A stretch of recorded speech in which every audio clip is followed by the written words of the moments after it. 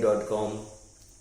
When it comes to saving and investing for retirement, people really have no clue as to how much they should invest or save. And so the question is, since I do not know how much to save or invest, I will do nothing. Now that is a very defeatist attitude. If you do not know how much you have to save or how much you have to invest for your retirement, at least do something, right? Do 1,500 rupees a month if you are 18 years of age, or do 2,000 rupees a month, or do 3,000 rupees a month when you are 22 years of age. Just make a start. It doesn't matter how much you require for your retirement. Even when you're 55, it is very difficult to estimate how much will be your expenses at 85. Even when you're 75, it is impossible to calculate how much you will require at 95. We all put in some numbers and do a lot of guesswork. Will you get 8% return in equity? Will you get 7% return in equity? Will inflation be 4%? Will inflation be 9%? Will you get 16% return in equity?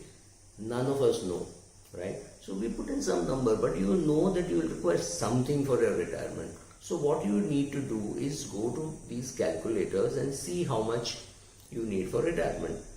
If you are 22, how will you estimate how much you will need for your requirement? You have no clue how much you are going to earn, what profession you are going to be in. You have just got your degree, you are looking for your first job. It's very difficult, but you can start with 50 rupees a day. That is 1,500 rupees a month or 2,000 rupees a month. The advantage of starting small is you will never interrupt it, right? Because you are earning 25,000, 30,000 a month, and to start with, and then your salary goes up to 80,000, and so 2,000 rupees, well, it doesn't hurt. Initially, maybe you thought, why should I? But slowly, as your income increases, it doesn't hurt you at all. And if you did something called an auto step up, which means end of every year, it goes up by, let's say, 10%. So 2,000 became 2,200, becomes 2,400, because you're increasing it by a fixed 200 rupees per month. Or it could be 10%, so 2,000 becomes 2,200, then it becomes 2,420. You understand how it increases, the impact of compounding. You could do that. Now let us see what happens. Let me look at the numbers in the book. I'm talking of this book.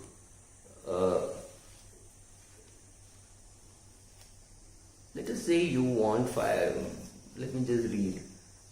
For instance, let's suppose that you need to cobble together 5 crores over a 40-year period, and you think you'll get 12% per year, and you put it in a calculator, you realize that you require only about 3,980, which is slightly under 4,000 rupees per month to cobble a 5 crores. Is 5 crores enough? We have no clue. But is 4,000 affordable?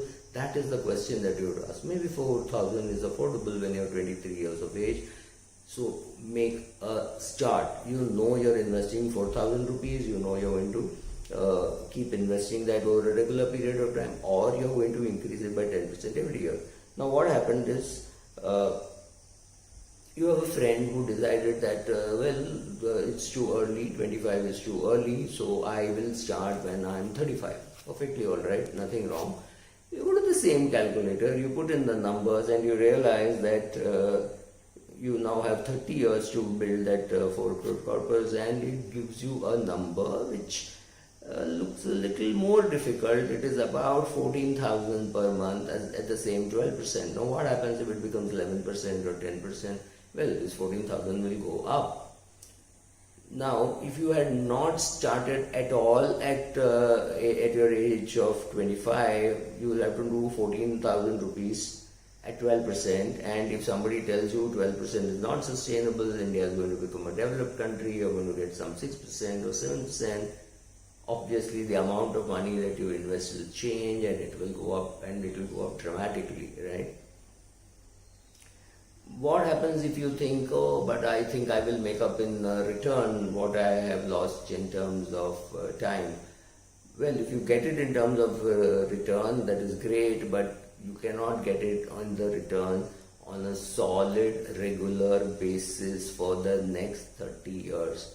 Just banish the thought that you will get 26% return and 24% return. Yes, you will get your 22% return and 24% return. Why? You may even get 60% return, but that will be a one-off great year.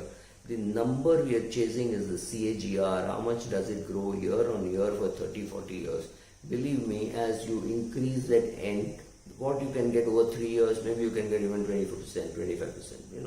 A great bull run doing that.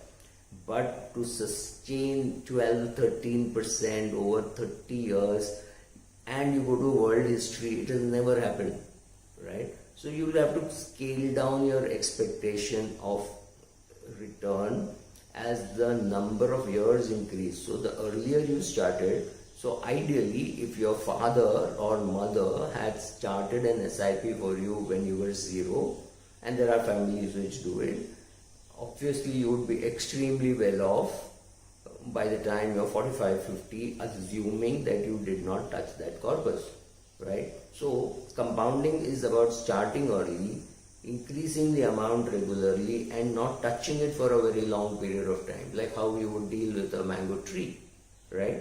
You do not ask the mango seed, how many mangoes will I get? You do not know how many mangoes you will get. You do not know how long it will last, and you do not know whether you will live and whether the mango tree would live far beyond you. Don't get into that. This is the wealth creation, retirement process. Get into the process, invest money regularly, start as soon as you can, invest in equities, which could be a SIP in an equity fund. Increase it regularly, maybe by 5%, whatever it is, increase it regularly. Once in a while, if you have a surplus, keep dumping into this account. And then at 45 or 50 or 55, when you have a look at it, you will feel very happy that you denied yourself some small pleasures in the past, and you have a decent amount of corpus which is going to last you till you live, and that could be a very long number. And you also realize that if you had not started early, you perhaps may not have started at all till a very late stage and realize this is beyond me, right? So starting early has all those huge advantages. It's purely psychological, saying I have something, and it is also mathematical that over a long period of time, n in the compounding formula, which means the number of years for which you invest is far more important than how much you invest. Of course, you invest a big amount for a long period and the markets do well and you get good return, obviously you will have a much higher corpus, but that's okay, because wealth generation is intergenerational and multi-decadal. You create wealth, then your son creates wealth, then your granddaughter creates wealth, right? Multi-generational wealth creation. So whether you see the Birlas or you see any of the families which have got so much of wealth, it is just that somebody in their family knew about compounding 175 years ago or 200 years ago. Somebody in your family didn't. That's the difference. Thank you.